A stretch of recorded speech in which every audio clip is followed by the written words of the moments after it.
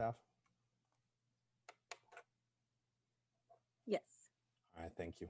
So good evening. My name is Rolando Bonilla. I am the chair of the San Jose Planning Commission. Welcome to the Planning Commission meeting. This meeting is being held via Zoom conference call due to the COVID-19 crisis. Members of the public may participate by following the instructions listed on the agenda. You may also view and listen to the meeting on live stream cable TV, Granicus, and YouTube. If you'd like to provide public comment, and you have two methods to identify to provide public comment, all members of the public will remain on mute until the individual identifies they would like to speak, and you are unmuted. Following roll call during summary of hearing procedure, we will review how the public may provide comment during today's session. With that, we welcome, and before we begin welcome, let me get off script a little bit and just say welcome to the newest members of the San Jose Planning Commission. This is truly a historic moment for our city, as it is the first time there have been 11 members of the San Jose Planning Commission representing every corner of the great city of San Jose. It is truly an honor to finally see this dream come to fruition. We will agree, we will disagree, we will debate, but at the end of the day, I'm excited by the fact that every part of the city will have a seat at the table to discuss the future of our city. So with that, welcome, and I will now get to our official roll call. Bonilla, present. Casey. Present. Caballero. Caballero present. Cantrell.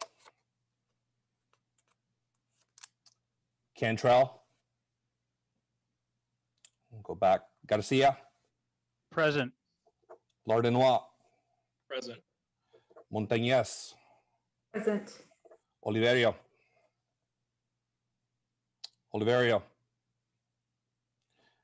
Ornelas Wise.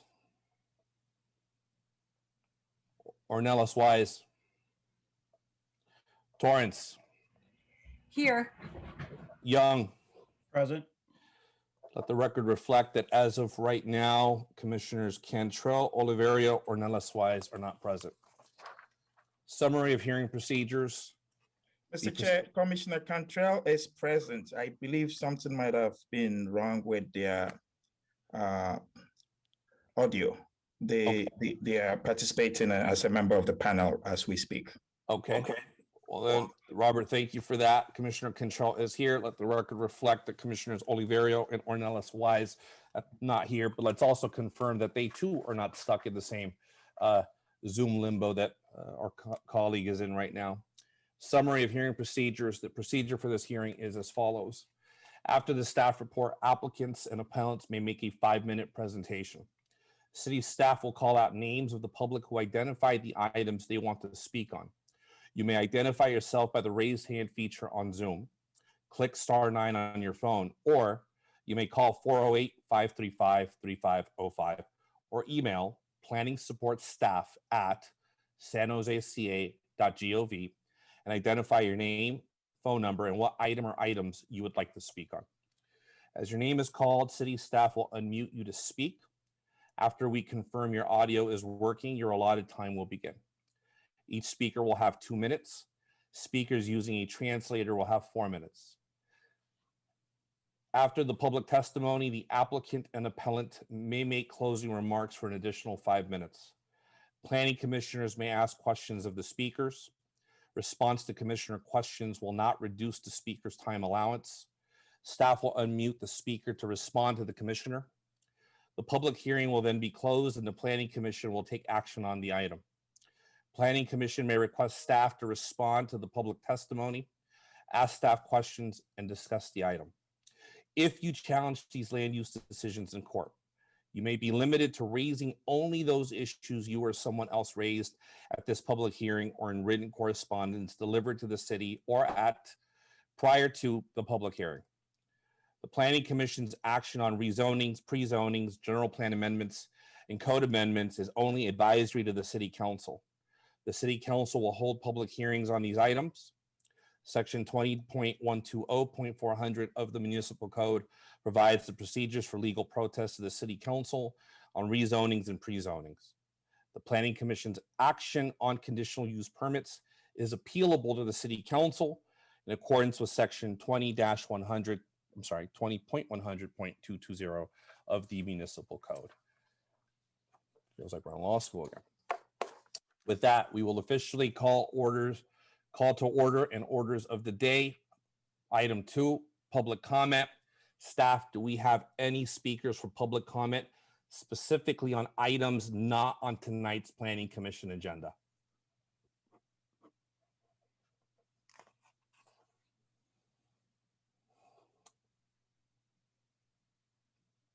Jennifer, you there?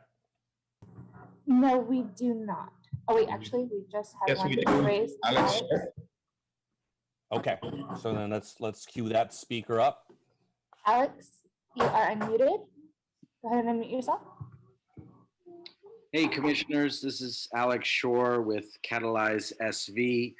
Just wanted to let you know, I'm sure a lot of you were following it, and thank you for those of you who dug in on the issue a couple months ago, but the City Council approved the rezoning and the urban village plan for the Berryessa area, and the City Council was able to make, through a lot of discussions with the Berryessa Flea Market Vendors Association and with the property owners and with city staff, an agreement that was better for all parties involved. So it was really nice to see over the course of those couple months the improvements made to the plan, and it goes to show what's possible when we dig in and we allow folks to work on these issues and negotiate and come up with something that's a triple or a quadruple win. So hopefully a great lesson for the city on what's possible when we work to negotiate and we try to make projects as good as they can be. Thanks so much for your time. Thank you. Is there any more public comment? No, not at this time. All right, great. Seeing none, we'll now move to deferrals and removals from calendar. Anything anyone want to remove from the calendar? Be one item? Nope. All right. Items. And I note for the, pardon me, Chair, I note for the record also that Commissioner Oliverio seems to be aboard right now as well. And I didn't see Commissioner Ornelas Wise. Jennifer, can you confirm attendance right now? Confirming that Commissioner Ornelas Wise has not arrived yet. Okay, and Oliverio is on board. Yes, Thank as you. of 6:35. Thank you. Great. So item 4, consent calendar. Staff, are there any public speakers on items currently on the consent calendar? I don't think we have anything on the consent calendar, do we? I'm sorry, say it again. Yes, we do have review and approval of the June 9th, 2021 Planning Commission hearing. Got it. Commissioners, are any of you wanting to remove this item from the consent calendar? The answer is no. Okay. With that, we will go ahead and move to item 4A, review and approve action minutes from June 9th, 2021. Do we have any changes to the minutes? Motion to approve. Second. We have a motion and a second, a motion from Commissioner Oliverio and a second from Commissioner Caballero. With that, let's take a roll call vote. Bonilla, yes. Casey, Yes. Caballero, Yes. Cantrell, Yes. Garcia, Yes. Ordenois, Yes. Montañez. Montañez. All right. It looks like she's speaking, but her microphone maybe isn't working. Got it. We'll come back to Montañez. Oliverio, Yes. Ornelas Weiss is not on the meeting currently. Torrance, Yes. Young. Abstain. Okay. Do we want to go back to Montañez? Commissioner? We still cannot hear her. Maybe she can do a thumbs up or thumbs down. I'll check. Let me see if I could see her up here with this, the way it's paneled up. Thumbs up, thumbs down, neutral? Neutral, got it. She's abstaining? Abstaining, got it, perfect. All right. I mean, look at that. We're already solving problems for this city right now. All right, with that, the motion passes with Montañez and Young abstaining and with Ornelas Weiss absent.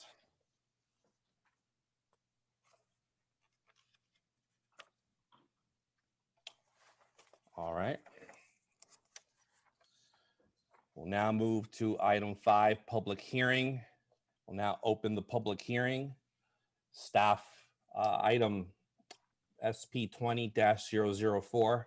Staff, you can go ahead with your presentation.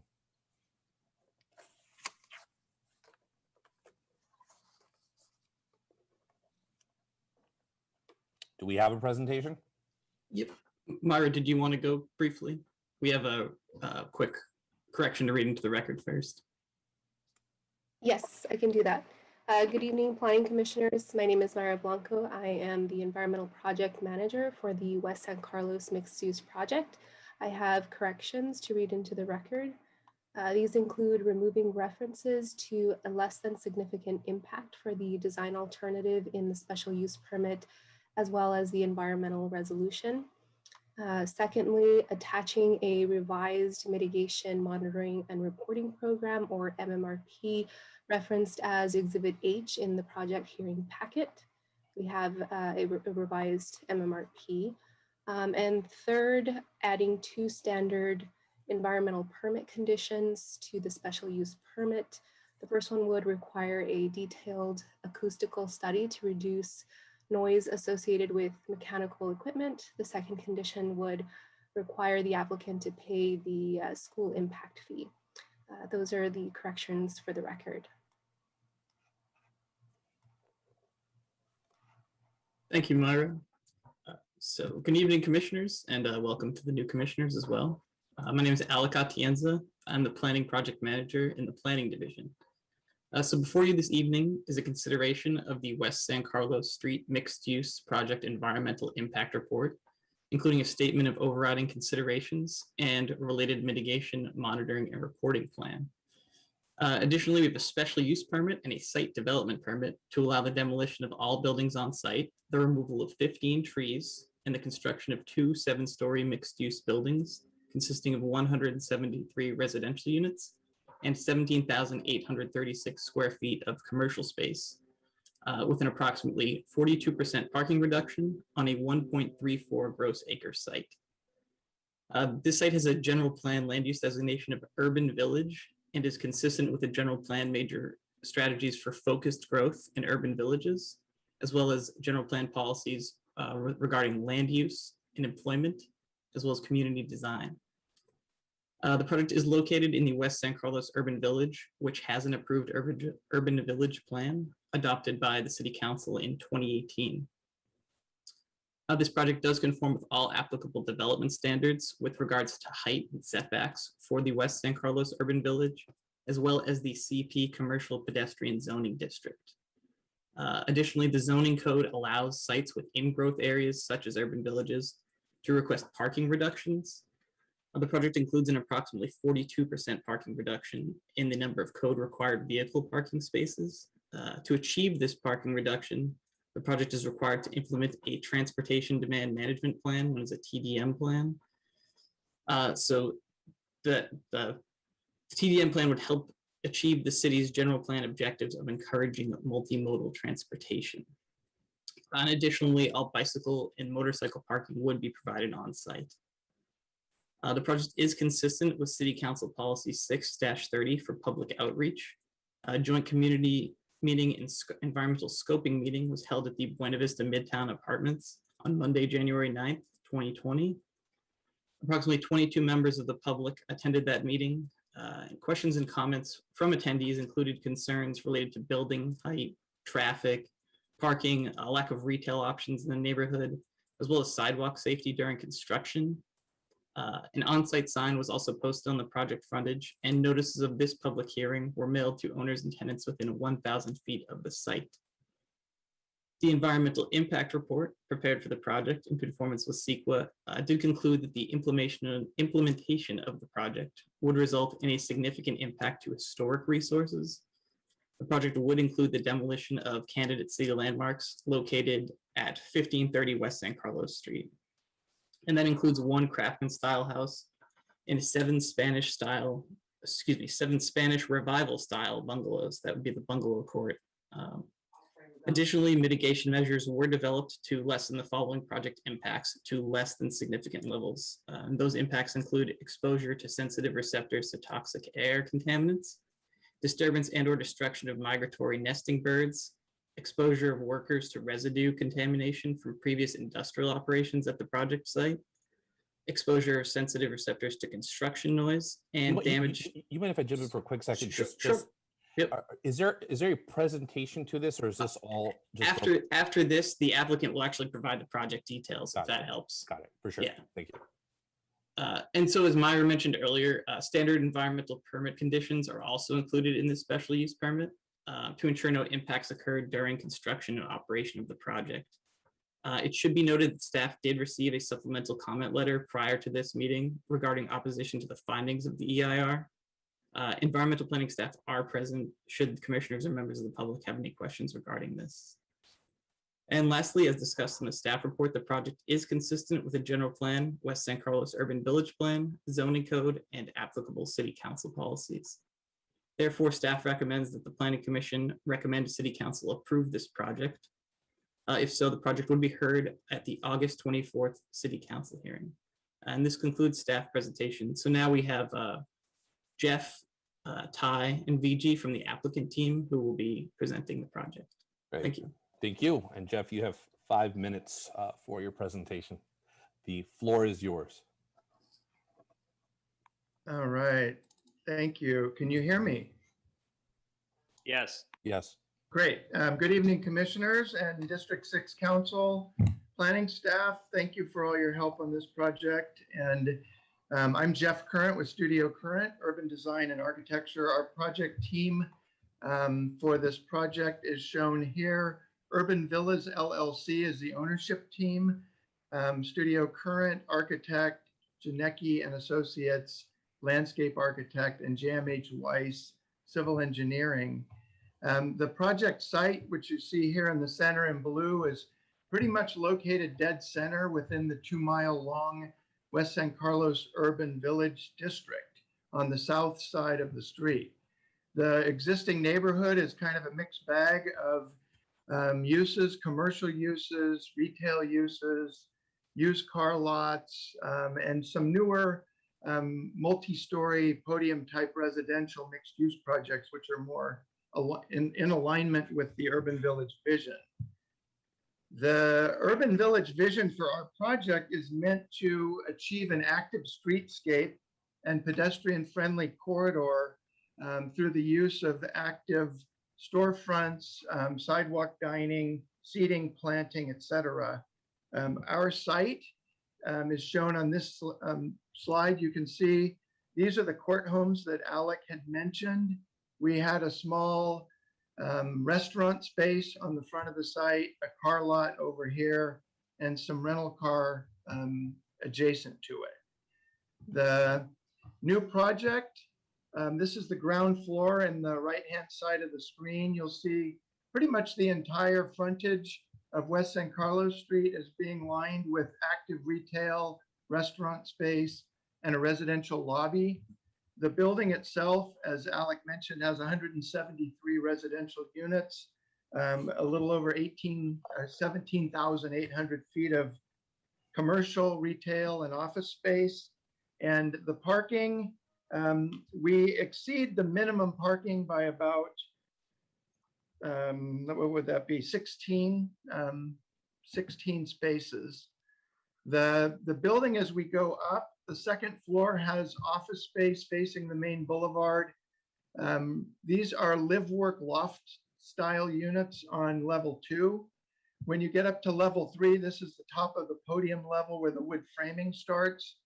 There are 3 active courtyard spaces for the residents, as well as units surrounding those courtyards, a variety of studio through 3-bedroom units. I'm not going to go through details on the 4th, 5th, 6th, and 7th, but we have active retail or active outdoor spaces on levels 1. There's a 30-foot long paseo in the rear of the building that eventually is going to be 4 blocks long from Meridian to Buena Vista Street. The building you can see here steps back on the south side to respect the lower density daylight plane to the single family homes and smaller apartments that are south of the project. The main boulevard, as I said, is mostly lined with active retail uses. The building and its architecture is meant to be modern with touches of mid-century modern, which is one of the themes that the Urban Village Plan recommended that we use. This slide shows the east elevation as well as the south elevation of the building. There's a couple of renderings. The one on the right here shows the 30-foot public paseo space along the south edge of the property. You can see the 5th floor terrace. It's a sun deck that's off of our main lounge. I didn't mean to flick that one over. That's on the 5th floor. This is an image from West San Carlos Street on the left with the active retail and office above that, and then 5 levels of housing. It's a 7-story building.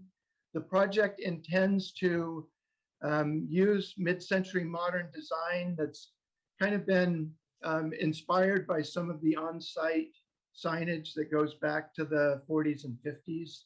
30 seconds left. The building, as I said, has some upper level roof terraces, roof decks, and lots of outdoor space for the residents. And pretty much the next slides are just kind of an overview of some of the landscape. This one shows the streetscape along the front, the paseo in the rear. These are the 3 levels of courtyard. 3, 5, and 7 have active courtyard. Public benefit to the project is the time is up. Your 5 minutes is up. All right. You don't, can this is my final slide if you want to let me go through this last public benefit. Or I'm happy to stop. You're on mute, Chair. Chair, you're on mute. Yeah, no, thank you. We're going to have to move forward, but thank you. We will keep you on, though, in case my colleagues have any questions. So that may be your opportunity to put that information in there. But having said that, do we now have public comment?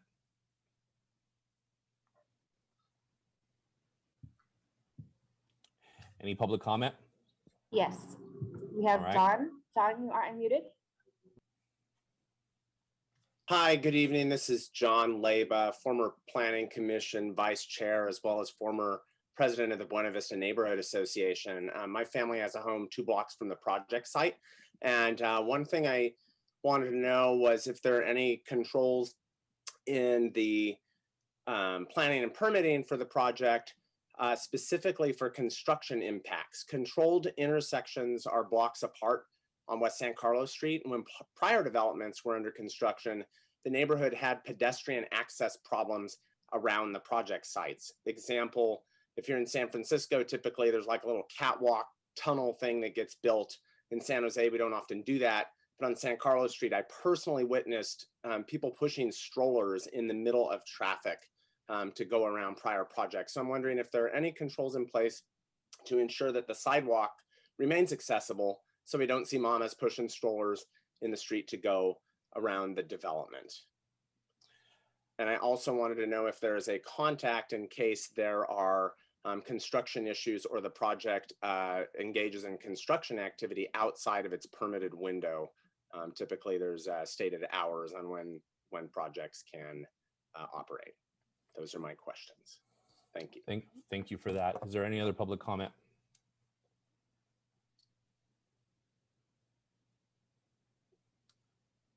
Any other public comment? Brian? Yes, Brian, you're next.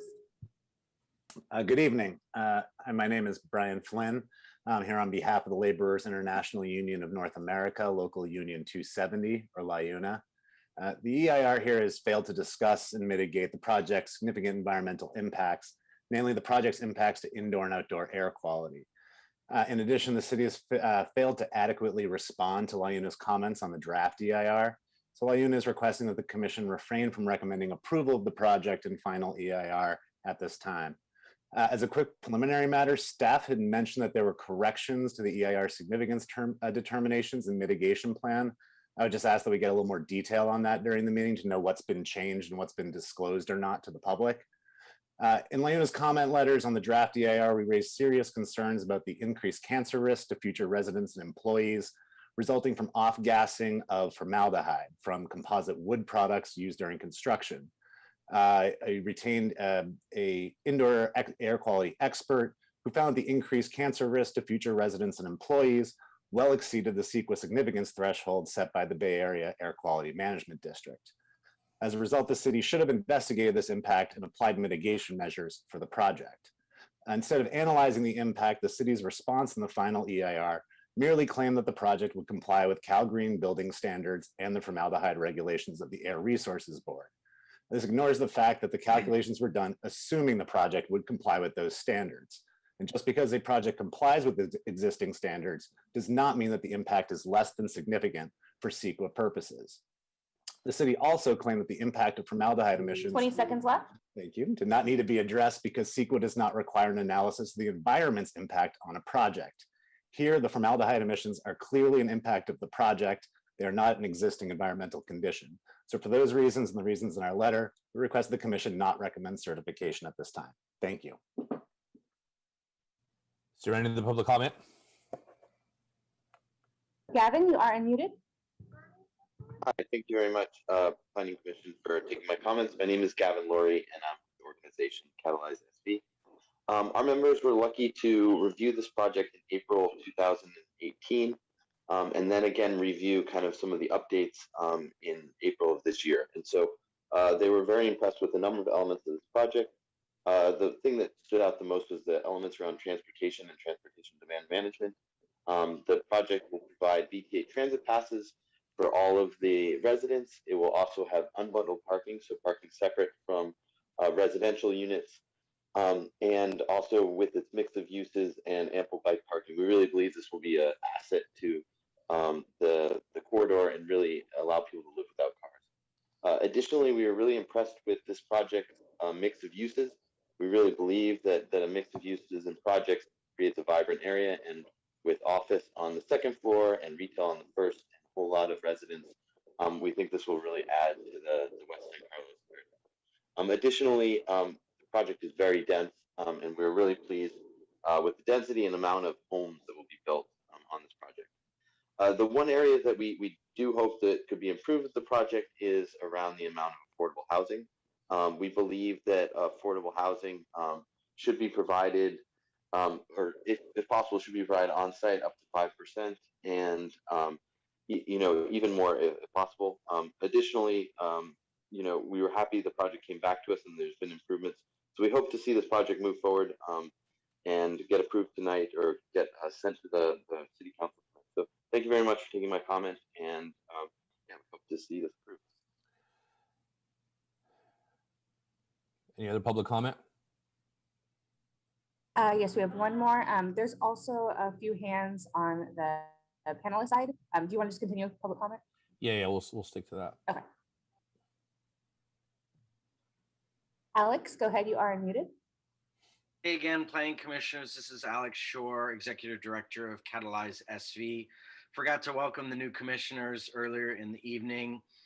For those of you who haven't worked with our organization before, we evaluate and score development projects, which is what my predecessor in conversation tonight, Gavin, was talking about. Our members are very, very interested in good development throughout the community and county, and yet they live all over. So they bring really regional perspectives about housing and transportation and vibrancy to hyper-local topics like development projects. So when they reviewed this project, we've had some great conversations with Studio Current that's been very responsive to the things we've been talking about. One of the areas of improvement that Gavin mentioned really quickly that we've been talking to Studio Current and the team about for a couple of years is affordable housing on site. We believe that integrated neighborhoods and buildings are really important for the next generation of San Jose. So we would continue to ask the developer to consider that as part of their project plan. And we know that there are developments like one down the street on Meridian Avenue that just a month or two before they came to Planning Commission decided to build that affordable housing on site. So we think that that's a really important component. We appreciate the developer working hard to try to be responsive to neighbors in the Buena Vista and West San Carlos area who've talked about having a public paseo as part of this project. And we look forward to seeing what the developers can do. We know they're working really, really hard to try to make that component something that they can build into this development. And so we hope tonight you can move this forward and we can continue to have conversations about how to make a really great Midtown San Jose. Thank you so much. Jennifer, is there any other public comment? No, there is not. All right, so before we go to the applicant's response to public comment, I do see that our city attorney has her hand up. Typically, that means we're gonna have to follow something in place. So Vera, do you have any question or concern or something you wanted to share right now? Thank you, Chair Bonilla. Yes, I wanted to note that the commissioners apparently received the letter from Brian Flynn of Lizzo Drury. It was sent to you at 4:01 p.m. this afternoon. It was not sent to the CEQA planner identified in the EIR document as the person to receive all public comments. Not only is this letter late, it is also not provided to staff as it should have been. It's my opinion that you don't have to consider it. However, we have posted it publicly. The Planning Commission has it. And as a courtesy, we have given it to you. And as a courtesy, staff may be responding, but it is not something that we are required to respond to because it was late and it was not presented to city staff or, by the way, the applicant in order to be able to respond to the concerns of the commenter. Also, the changes, there was a question as to the changes that were made to Exhibit A and to Exhibit B, the CEQA resolution and the other document. Those are posted with this item with the agenda. Thank you. Given those facts, staff, would you want to respond in any way to this letter? If so, we could do so after applicant response to public comment within our commissioner question time. If you want to, I want to make that available. Staff, do you want to let me know? No obligation. Yeah, this is Maira Blanco, Environmental Project Manager for the project. I can speak to some of the concerns raised after the applicant's time. Okay, then we'll go ahead and do that. So now we will bring back the applicant for another 5 minutes.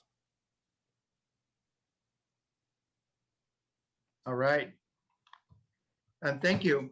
I think on my end, architecturally, once again, the goals of this project are pretty close closely aligned with the urban village plan for the West San Carlos Street neighborhood. Everything in terms of height, density, parking usage, public space. We're really excited that the ownership team has acquired property adjacent to this. We're working on a new phase of the project that extends the Paseo all the way over to Willard Street and adds a lot more retail along the boulevard. And I think as far as the comment about providing the affordable units on site, I wanted to invite VG Manny, who is the managing member of the LLC, the ownership team, to address affordable housing if she has anything she wants to say. I see she's on here.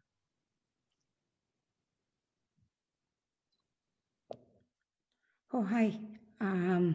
Good evening, planning commissioners. Thanks for hearing our project. Basically, I just wanted to say we are considering acquiring lots which are adjacent to this property to put the affordable housing there.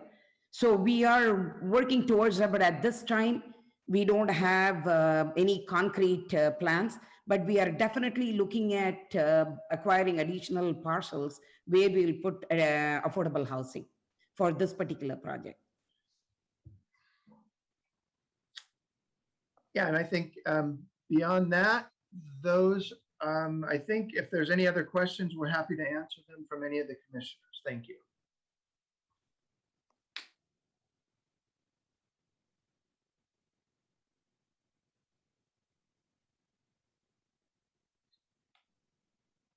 With the applicant response concluded, I am now going to open it up to staff to respond to that letter or the items within that letter that they're prepared to respond to. Chair, I'm sorry to interrupt. Go ahead. My apologies. I'm just wondering if it's appropriate to, because if they get on the record, I just want to ask Vera the repercussions of them, staff responding to this letter, given it wasn't given to the right person. Are there any repercussions there? No, I think we have done this previously as a courtesy, and when we have late comments or when they've gone to the wrong people or they're at the last minute, something else inappropriate. I think it can, answer whatever questions the commission has arising from this since you did receive it. So I don't see any issue with that at all. In fact, I would prefer that all of this, often be in the record than not in the record, even if it's a courtesy response. And what I also wanted to add was, I appreciated one of the commissioners sending me this message, and I got it. He sent it after 4:30 when he received it. I sent it to staff after 5 p.m. So there really wasn't adequate time to consider this. It didn't go to the right people. It went to the decision makers, but not the people who were preparing this document and responding to public comments on behalf of the city, nor did it go to the applicant. So that's the concern here. But thank you very much. I appreciate your question. Thank you, Vera. Thank you, Chair. Yeah, no, for sure. All right, with that, staff, go ahead and respond to whatever you can respond to right now. Sure. Again, Maira Blanco, Planning, Building, and Code Enforcement, and Environmental Project Manager. So thanks to Council for clarifying that staff did receive, as Vera stated, the comment letter at around 5:30 this evening. But I also wanted to provide some context just so you understand the CEQA process and how the environmental impact report came about and how it was prepared, just for some context. So let me provide that at this moment. The City of San Jose prepared the Environmental Impact Report, or EIR, for the project in compliance with the requirements of CEQA and the CEQA guidelines. The draft EIR was circulated for 45 days from January 12, 2021 through February 26, 2021. The EIR identified a significant and unavoidable impacts to cultural resources due to the demolition of the craftsman-style house and 7 Spanish-style bungalows on site that are eligible candidate city landmarks, and a significant cumulative impact due to the limited number of bungalows left in the city. During the 45-day public review and comment period, staff did receive comments on the environmental document.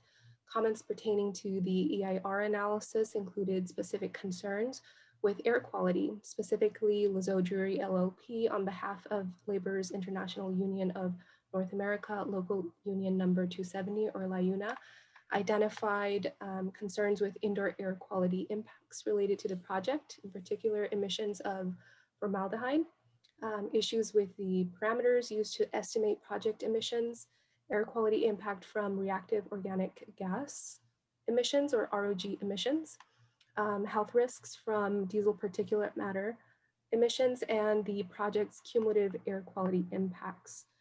Staff took the opportunity to address all of these comments, including the air quality concerns in a first amendment to the draft environmental impact report, which is posted on the city's active environmental EIR's planning page under the West San Carlos project subpage. More details to the points raised in the February letter and today's letter can be reviewed there.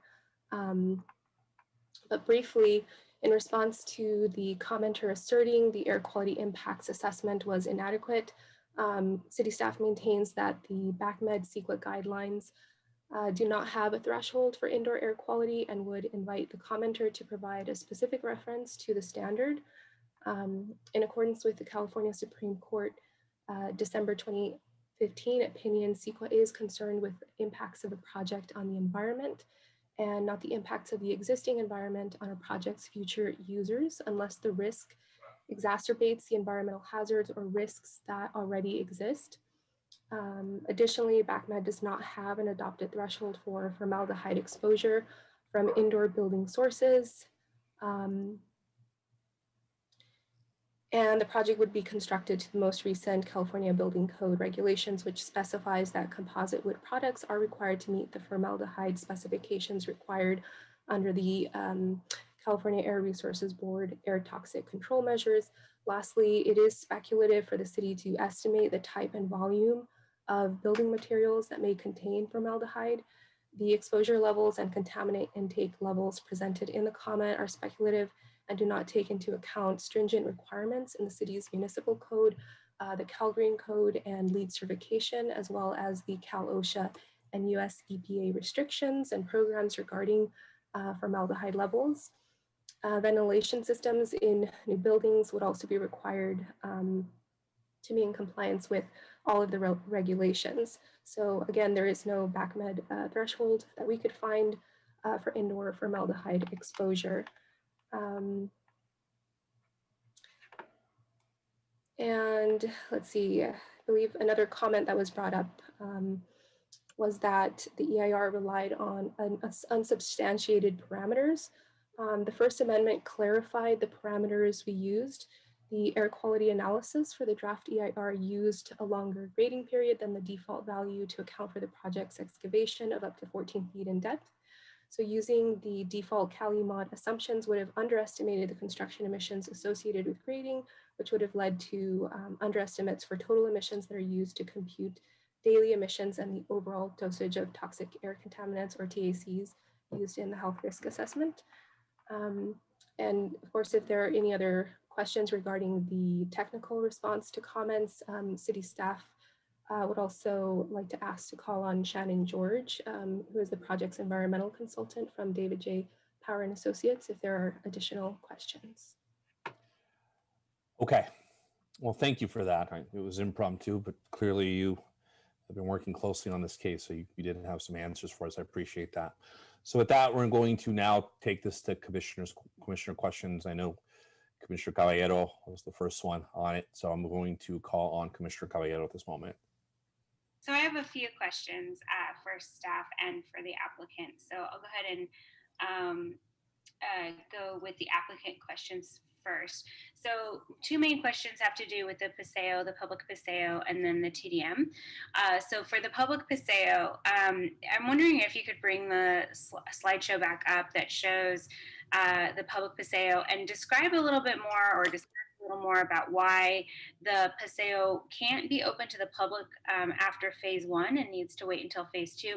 I see on the site plan that there's a residential building that sort of or a resident. I'm assuming it's a residence that's that sort of abuts it, and I'm not really quite understanding how it would go all the way through to the street. So I'm wondering if you could show that, and then talk about why you've made the decision to delay the opening of the Paseo until phase 2.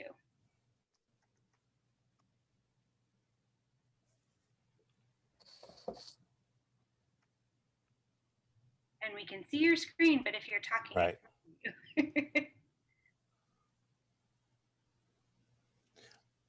On the applicant side, we cannot hear you. There we go. Okay, can you hear me now? We can. All right, this is the plan basically that shows the Paseo in the south portion of the property.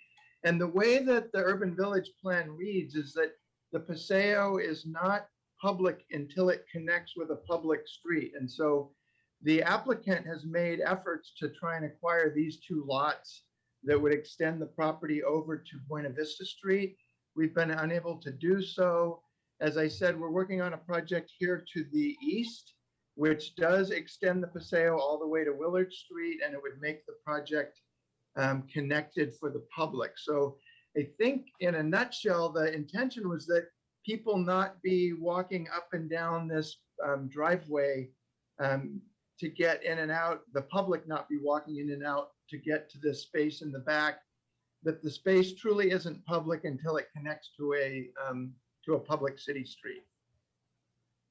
And so then, if I'm looking at this and understanding correctly, the property to the other side is also occupied.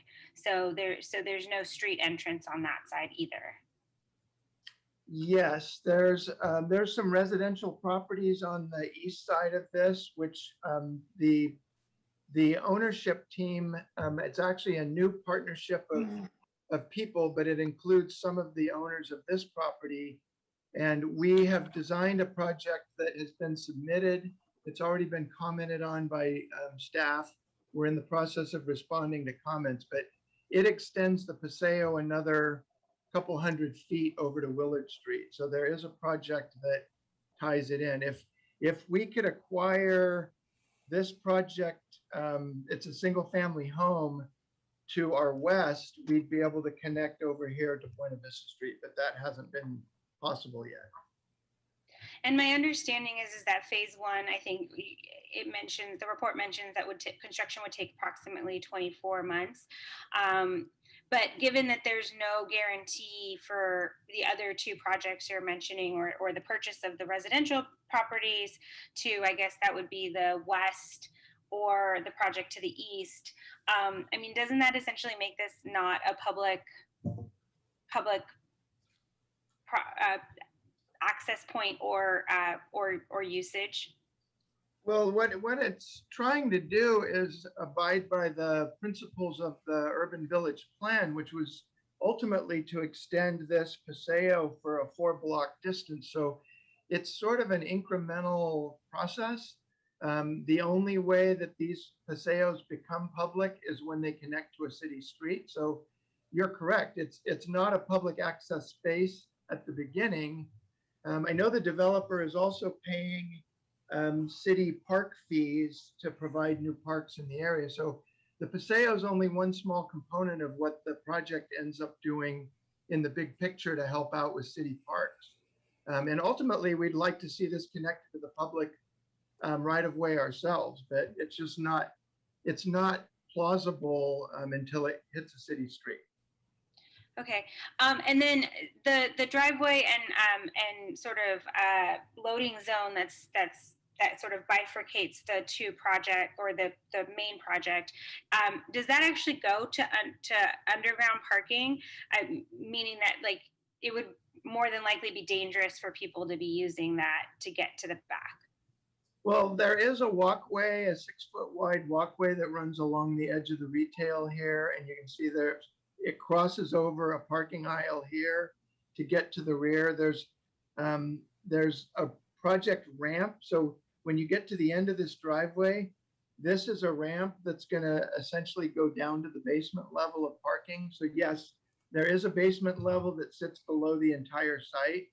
And there is a walkway that gives the pedestrian a safer path of travel to get from front to back.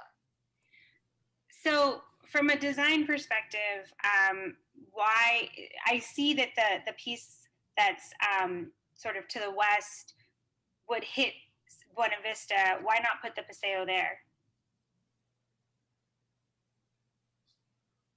That could potentially on the west side. It doesn't now, but it could potentially hit Buena Vista Street. Well, I guess the goal for us was to try and keep the Paseo in the location that it was intended to be in per the plan. So we have about 15 feet, is it, Ty? Yeah. That's on the south side of the west building. So there is a walkway space that extends behind this building. But as you can see here right now, it terminates into the driveway of the, really more the utilitarian automobile access portion of phase one. So when this project was initially submitted, it was strictly this piece here, the mid-block section. After we submitted it and got city comments, the owners were able to come back and acquire the corner parcel where the car lot is. And so this phase two was added to this to sort of encompass this design here. Okay, that's really helpful. Thank you so much. My next question has to do with the TDM measures, and just want to confirm that the two main ones that you're recommending are the transit subsidies, which I love because, in honesty, I think transit should be free for everyone, but subsidies are great too. And then the unbundling of the parking, correct? Correct. Okay. And then I guess my last question has to do with, well, and it's more of a comment than a question, so I don't expect you to answer, is just my overall kind of disappointment that there's no on-site affordable housing. I know that this area is pretty affordable now. And so, would love to see affordable housing in every single project that comes forward. But I do want to commend you on a different piece of that. I love the architecture. I love the style. I love everything about the way this looks. And I hope that, I think that stylistically, it'll really add to the Midtown area. So thank you for that. I think the architecture is beautiful. That's all for me. Thank you, Commissioner Caliato. Before we go on to other commissioners, again, I see our city attorney's hand up. Vera, are you there? That may have been a... I don't believe that I put it down. And so let me do that. I'm sorry, I apologize. Thank you. That's okay. Commissioner Oliverio. Thank you, Chair. I wanted to first touch on the letter. It's sort of like Groundhog's Day. This commission has heard that pretty much template letter, and it's done strategically at the last minute, avoiding the professional planning staff and sending it to the commissioners to create uncertainty and doubt. And I think the city staff answered it very well. It's the state of California that regulates building materials, and that was an appropriate answer to that EIR. Wanted to point out that that the Paseo in itself it was a community dream, and putting that together incrementally it does take time, and it's great to see it being proposed on this side and on the other side of the street. And it is a dream or aspiration of communities to have these, and it's great to see progress being made on that regard.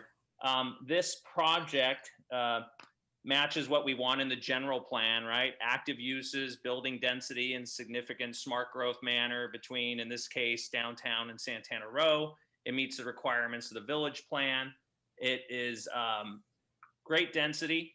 I know some people have fear of density, but we are consistently approving projects with similar density at the Planning Commission constantly, with similar height. We just approved one around the corner at San Carlos, Meridian, and Park, which is right against residential, 7 stories.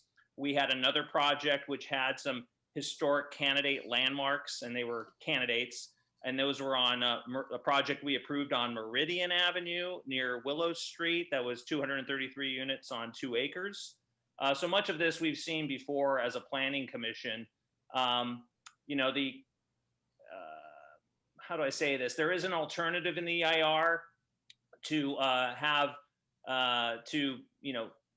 save the existing structures. However, that removes an incredible amount of housing units. It removes the commercial space. It removes open space. So I don't really see that as a viable alternative. And what the applicant has put forward and what the staff has recommended is a good one. It complies with height, setbacks, and zoning. The TDM allows for reduced parking, and we've done that on other projects as a planning commission. And I think it's, on the design side, which is, that's how individuals feel. I do feel it's attractive, but again, that's not a matter for us to decide versus height and density and things of that matter. I did attend this community meeting in 2018 for the initial meeting. And this mix of uses is really unique. It's what we aspire for, to have that second story office above retail and then housing on top. We've done that in only one other place I know of, and that's on the Alameda, adjacent to the Whole Foods. And that's been a great success. And, so far so good. So with that said, I don't really have many comments or questions actually, but more commentary that this is what we are set to be approving in our general plan. And so I'd simply just like to make a motion to approve the staff recommendation. I'm gonna accept your motion, but put a pin on it because I've got some other colleagues that do want to go on the record. So Commissioner Rivera does have a motion on the floor, but let's get to Commissioner Wardenois. Chair, I forgot to bring up one other point. On the topic of affordable housing, applicants have a choice. The city provides them a choice, and that choice is either on site or you pay, and in this case, $17 million in fees. So it's not for anyone to say you must, when the fact that the applicant has the choice. And I think that's important for the record. Thank you for that, Commissioner Rivera. Commissioner Wardenois. Yeah, my question was also about affordable housing. I mean, first, just a question about how the inclusionary housing ordinance applies here. So it sounds like the applicant is still trying to figure out, they mentioned that they're trying to acquire another site to build offsite affordable housing to satisfy the requirement. And I guess I'm just wondering, can City Council approve the project if the applicant still hasn't decided how they're going to satisfy the requirement? That's a question for staff, I think. Staff. If I can jump in here just briefly. So the applicant would still have to provide the 20% offsite fee, no matter what. Ultimately, though, the affordable housing agreement isn't finalized. Is finalized prior to the building receiving a certificate of occupancy. Does that answer your question?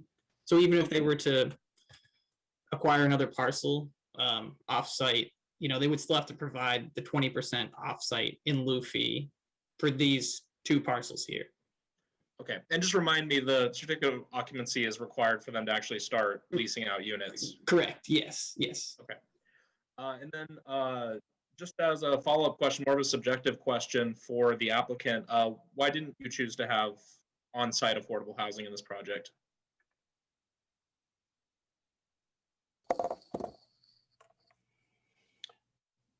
Applicant, we cannot hear you.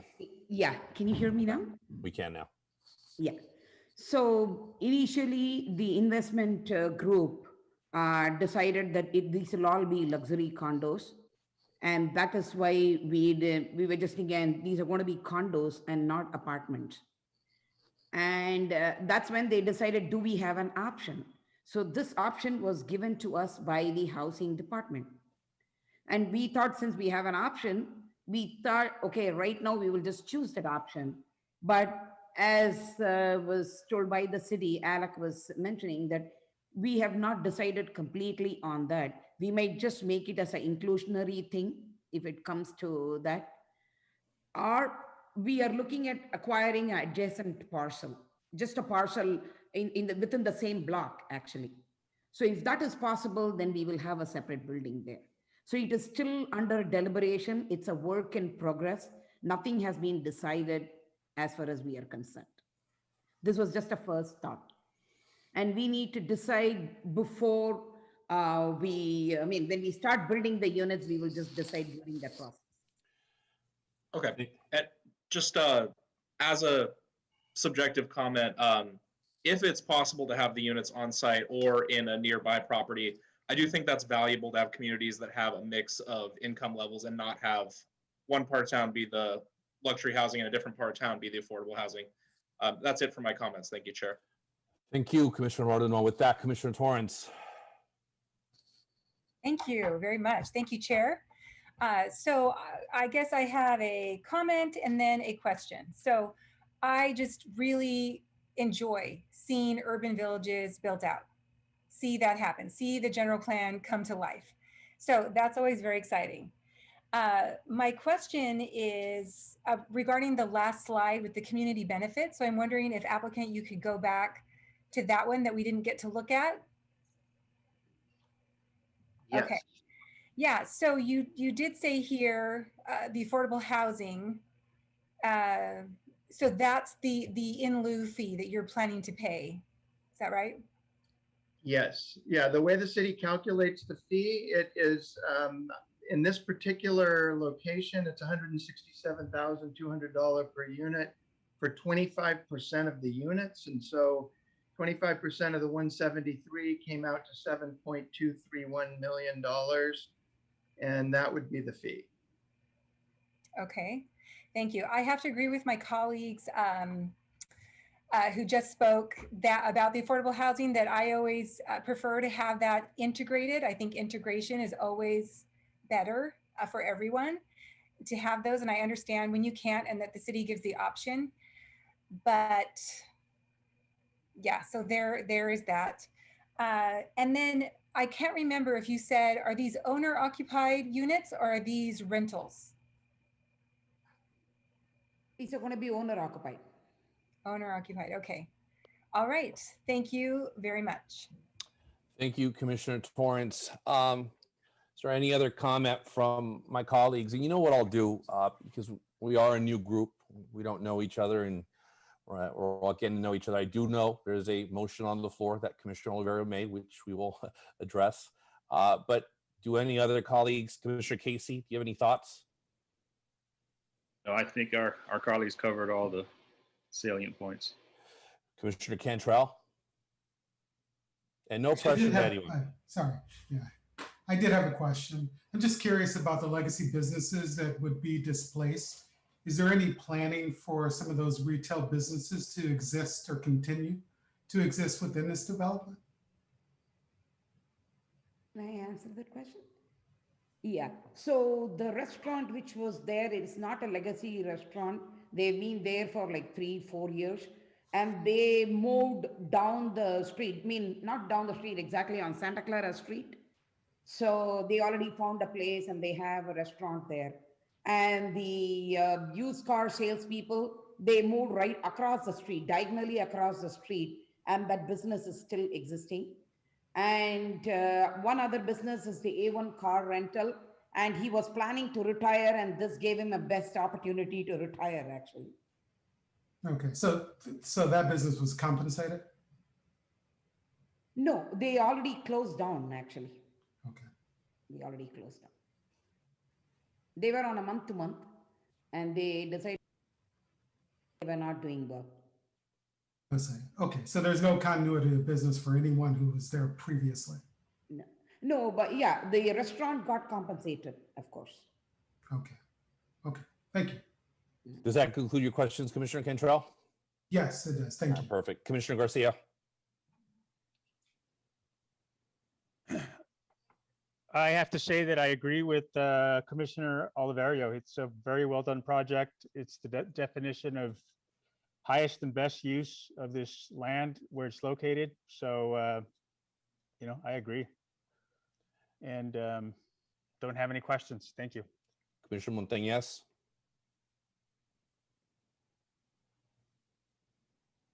Commissioner Montañez, can you hear me? Oh, that's He's on mute. With you. Can you guys hear me now? We can hear you now. Okay. All right. So I have a couple of questions and then just a slight correction on one of the pages. So we'll start with the correction.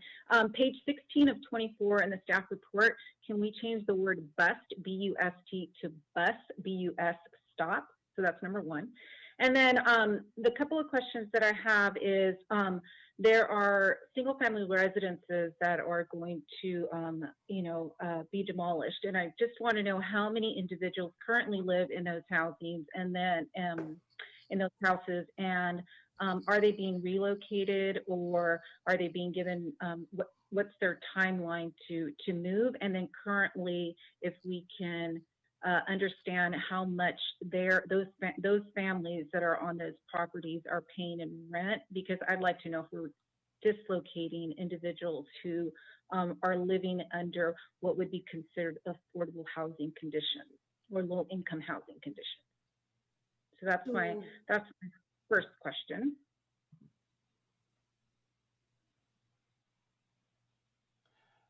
Can anyone answer her question? Yes. Can you Thank hear you. me? Yes. Yes, we can hear you. Okay. So all of them have moved out. When we purchased the property, there were about 6 of the units out of the 8 was occupied by Section 8 participants.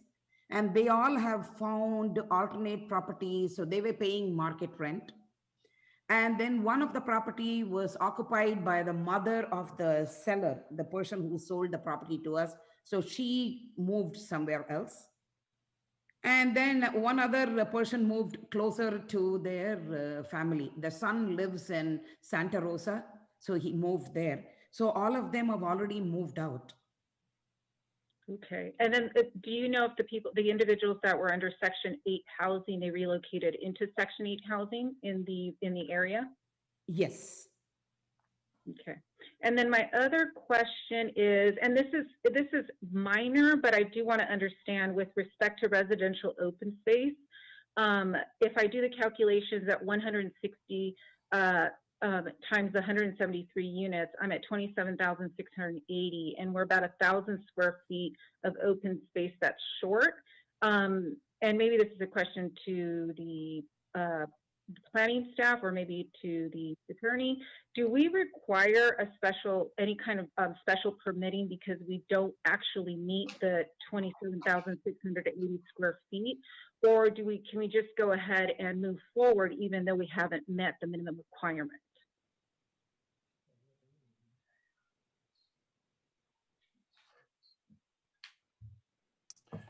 Alec Atienza, planning project manager. Can you point me specifically to which part you're looking at?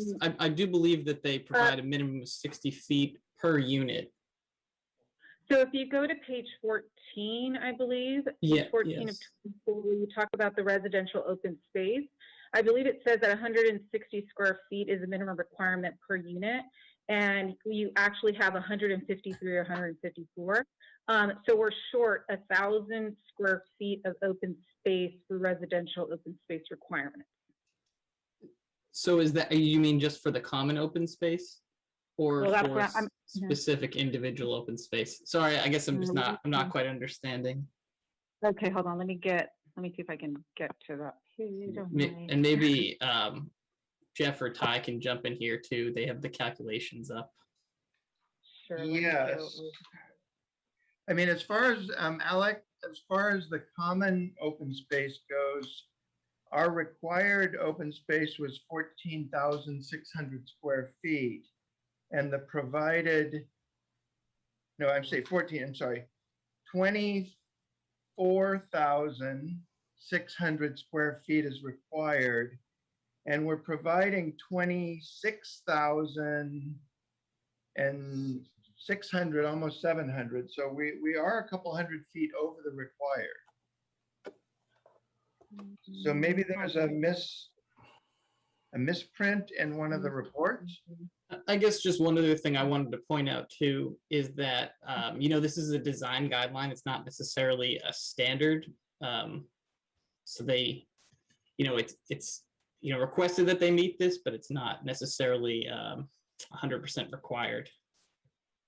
Okay. I'm trying to. Sorry, because I was having problems with my audio on my computer. I also may have flubbed the calculation there. Apologies if that's While the case. while you're doing that, Commissioner, one thing, yes, I will go to Commissioner Young and then come back to you. Is that okay? Okay, that's fine. Perfect. Commissioner Young. Any comments, questions? None of the above? I think you're on mute, Commissioner Young.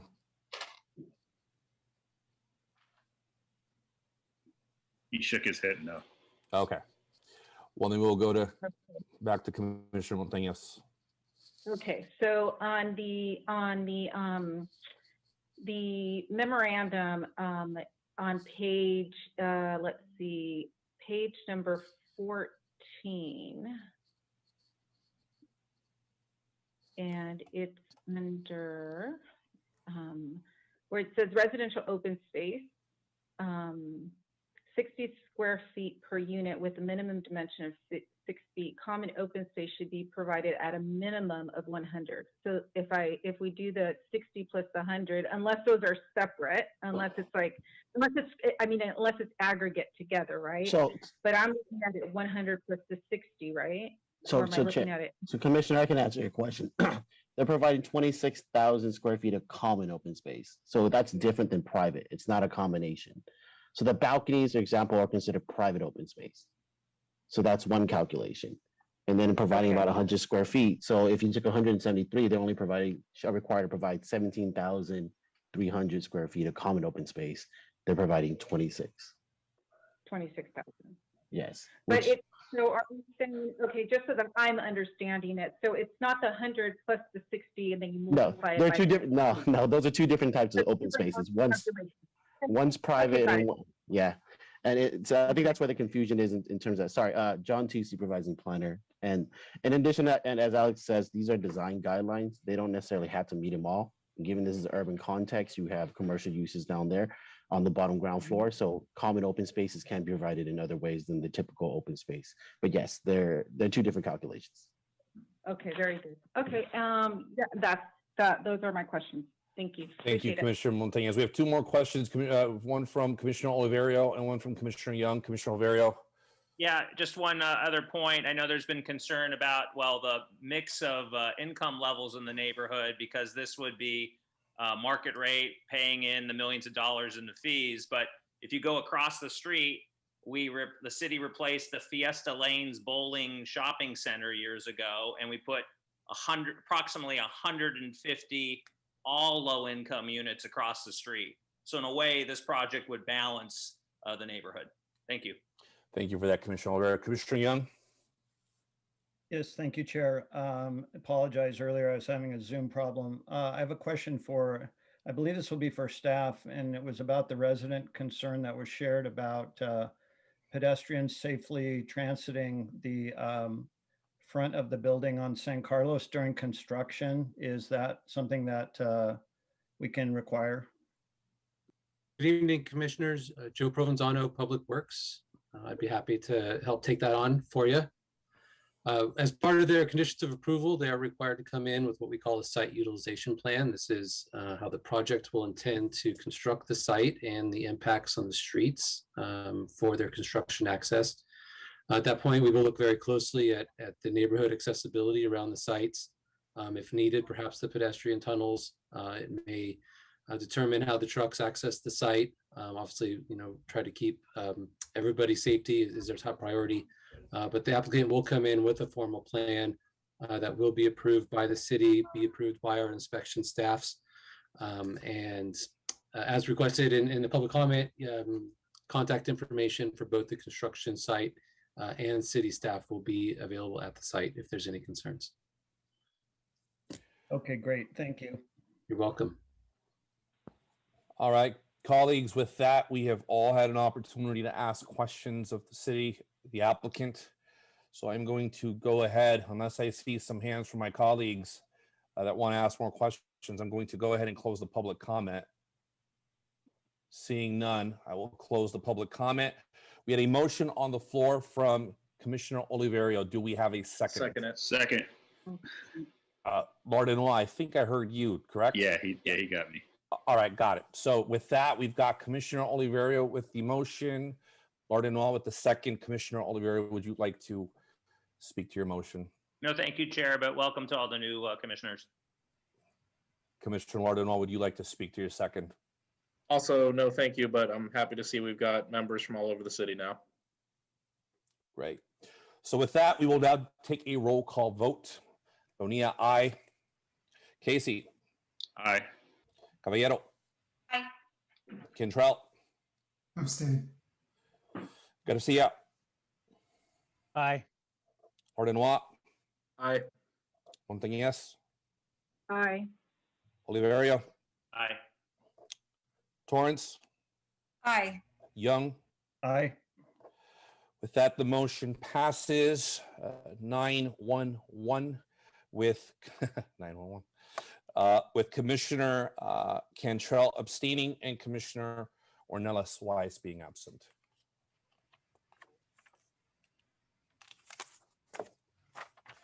Forgive my corny dad jokes, but that's the phase of life I'm in. With that, we will go to item 6, referrals from city council, boards, commissions, or other agencies. Do we have any of the above, staff? Nope. Great. Item 7, good and welfare. Do we have a report from the city council? No, we don't, Mr. Chair. We don't. They're smart. They're taking the whole month of July off. That makes sense. All right. Not us, though. We're overachievers.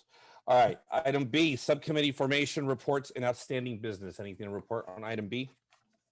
No, we don't. All right. Item C, commission calendar and study sessions. No study sessions scheduled anytime soon. Great. And with that, item D, the public record. Colleagues, does anyone have anything to add to the public record? Again, congratulations on being appointed. Your first meeting of the San Jose Planning Commission. This is literally the level of excitement they tend to go in. So, get your rest before these meetings. They can go long at times, but congratulations. It's not only good public service, but really it's a tremendous value to the city to have your perspective at the table. Colleagues, anyone else have anything to add?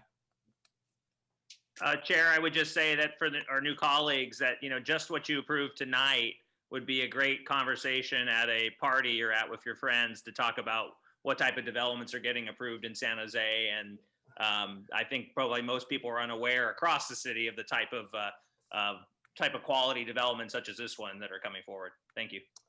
Do they get invited back to the party after we talk about this stuff, or how does that work? Absolutely. People love All right. People There love you to go. talk about it. There you go. Exactly. Commissioner Torrance, your hand is up. Yeah, I just wanted to extend my greeting also to the new commissioners. I was brand new a year ago, and I'm really impressed that you've already given comments, and that's just amazing. So very glad to have you. And my friends love hearing me talk about planning commission stuff. They think it's fascinating. Mine too. My kids in particular, funny enough. Commissioner Young, I see your hand up. Did you want to add something? No, sorry, I forgot to lower it later. Thank you. No worries. With that, colleagues, it's a pleasure. It's an honor. Let's take this ride and journey together to the residents of this city. It is the first time in the history of our city that there are 11 of us, and making it more interesting as we have never met. So we are going to deliberate to the best of our abilities. At times it may get interesting, it may get a little messy, but at the end of the day, we're all focused on doing what we believe is best for the city and for our community. So with that, have a great evening. Till the next one.